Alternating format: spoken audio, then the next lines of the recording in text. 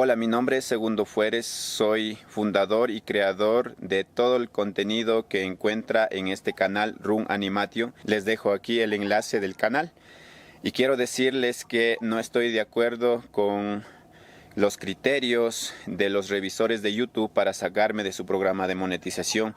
Llevo más de 10 años creando contenido para el canal y también como cineasta llevo haciendo cine más de 10 años también, cine y animación, y muchos de los videos como tras cámaras de esos productos audiovisuales también son alimentados en este canal.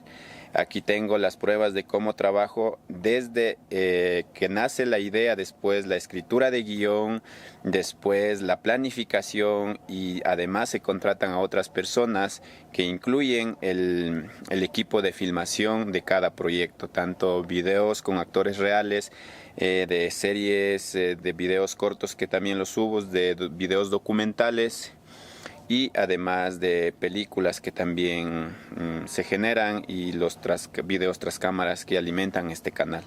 Muchos de los videos también son grabados directamente con el celular y editados en el celular y subidos. Y a veces esos videos son replicados en otros canales por la temática, por la coyuntura política y social que está atravesando nuestro país, la localidad en donde estamos.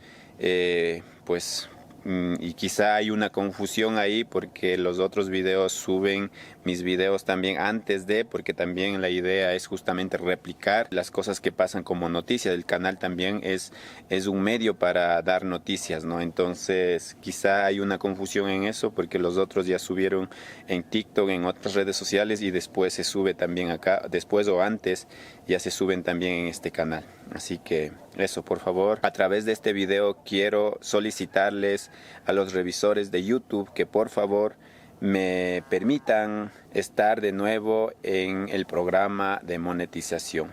Muchas gracias.